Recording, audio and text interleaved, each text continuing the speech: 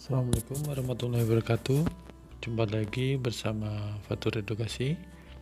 Pada kali ini kita akan melanjutkan pembelajaran berkaitan dengan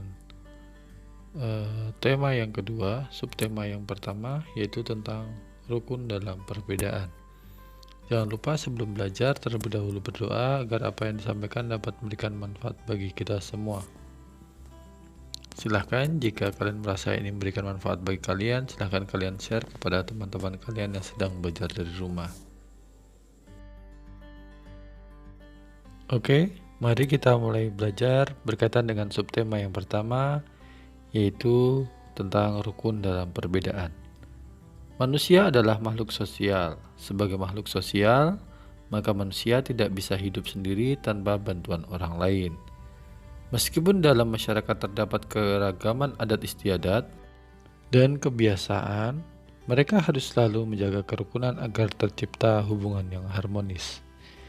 Dengan demikian, maka rukun dalam perbedaan merupakan sebuah kebutuhan bagi kita sebagai makhluk sosial yang memiliki tetangga di kanan kiri rumah kita, ataupun ketika sedang bersekolah, maka perbedaan bukan menjadi sebuah hambatan, namun menjadi pengokoh persatuan dan kesatuan bangsa kita. Ini merupakan pengamalan dalam Pancasila pada tentang kehidupan kemasyarakatan. Mari kita lanjutkan pembelajaran yang pertama pada kali ini. Di lingkungan rumah kita saat ini banyak sekali yang memasang bendera merah putih di halaman rumahnya ataupun umbul-umbul untuk memeriahkan 17 Agustus 1945. Ada sebuah peristiwa bersejarah pada 17 Agustus 1945, yaitu berkaitan dengan peristiwa proklamasi kemerdekaan bangsa Indonesia. Nah, ketika kita mengingat kembali tentang proklamasi, maka sebenarnya ada bacaan tentang teks proklamasi, dan silahkan kalian bisa buka di buku yang sudah Bapak sharekan kemarin. Nah, ketika kita mengingat kembali tentang proklamasi, maka kita belajar tentang sejarah itu sendiri. Ketika kita ingin belajar dari sejarah, maka ada langkah-langkah yang harus kita kembangkan untuk lebih memahami. Lebih memahami di sini dimaksudkan adalah lebih memahami peristiwa-peristiwa yang terjadi berkaitan dengan proklamasi itu sendiri.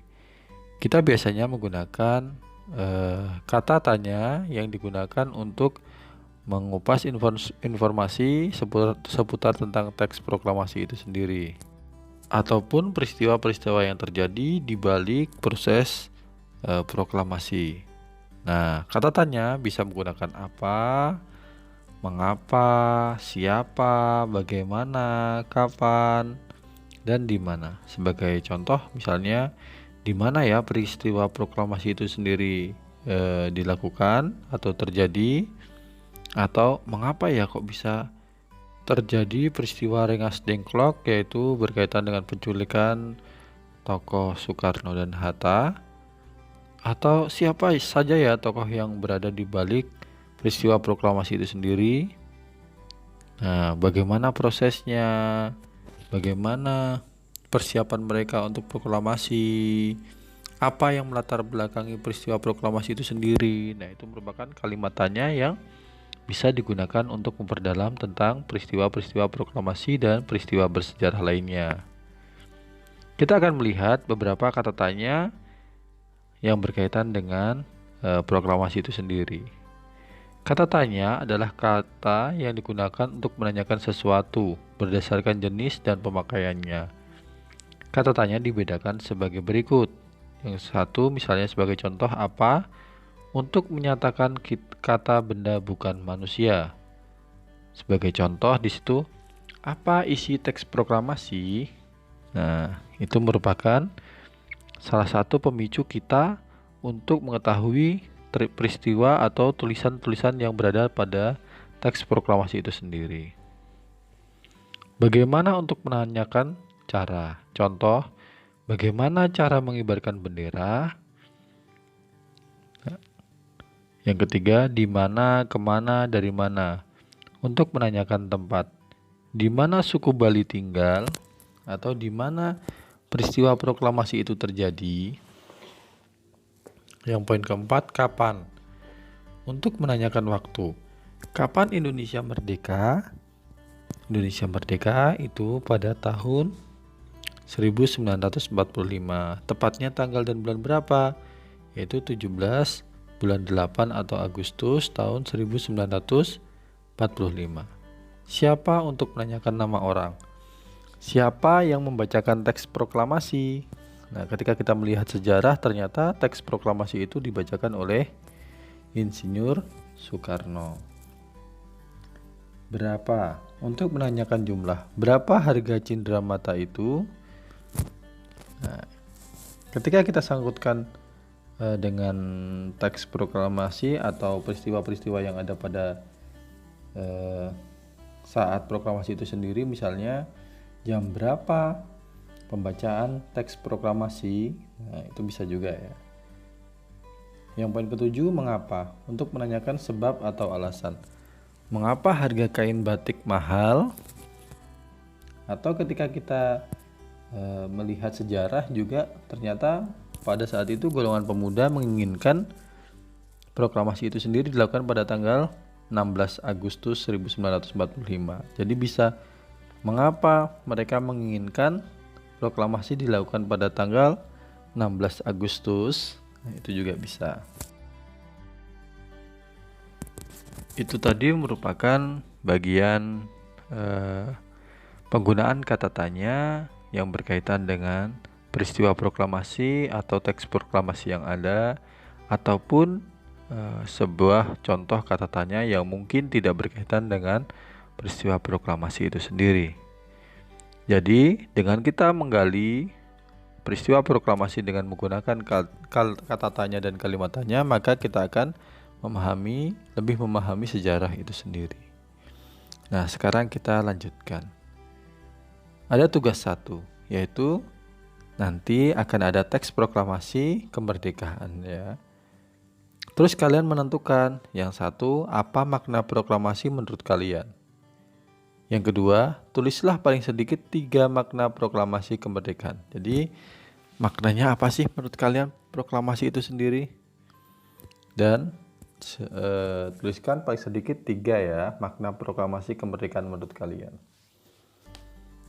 Nah, sekarang ini ada sebuah teks proklamasi yang akan kita baca bersama-sama yang masih menggunakan ejaan lama. Proklamasi. Kami, bangsa Indonesia, dengan ini menyatakan kemerdekaan Indonesia. Hal-hal yang mengenai pemindahan kekuasaan dan lain-lain diselenggarakan dengan secara seksama dan dalam tempo yang sesingkat-singkatnya. Jakarta, hari 17 bulan 8 tahun 45. Atas nama bangsa Indonesia, Soekarno-Hatta. Itu merupakan teks proklamasi kemerdekaan negara Indonesia. Maknanya apa?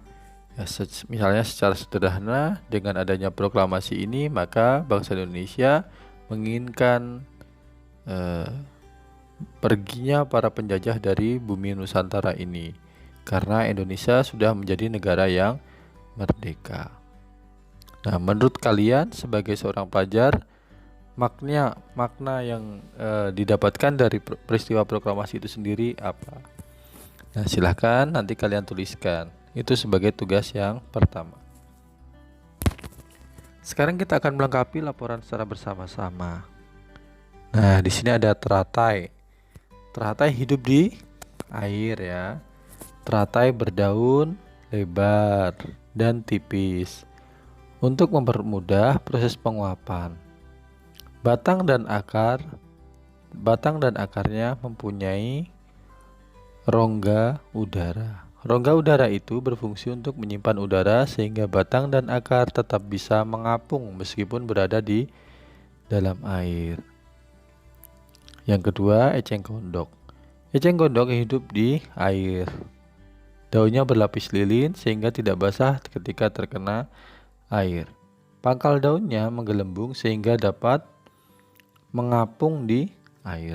Nah, ini merupakan sebuah contoh ciri-ciri makhluk hidup yang berkaitan dengan tanaman. Ciri yang ada berkaitan dengan tanaman teratai tadi merupakan sebuah kelebihan yang mungkin tidak dimiliki oleh tumbuhan lain. Mengapa tanaman teratai tadi memiliki daun yang lebar dan tipis? Karena dia untuk mempermudah penguapan biar tidak cepat busuk. Misalnya. Memiliki batang yang berongga karena pada dasarnya tumbuhan yang hidup di air itu kalau tidak memiliki rongga udara agar dia mengapung maka bisa tenggelam. Atau contoh lainnya adalah ternyata teratai itu memiliki akar yang panjang. Nah, digunakan untuk apa? Ternyata akar tersebut digunakan untuk agar menyentuh bagian dasar kolam tersebut atau sungai sehingga tidak mudah terbawa arus.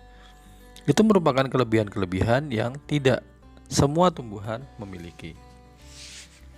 Atau seperti eceng gondok tadi daunnya memiliki lapisan lilin sehingga tidak basah. Apakah di hewan juga ada? Ada. Nah, seperti contohnya adalah hewan bebek. Dia bagian bulunya memiliki lapisan lilin agar ketika dia bermain di air atau berenang di air ternyata tidak basah. Apakah semua hewan memiliki lapisan lilin seperti itu? Nah, tidak juga.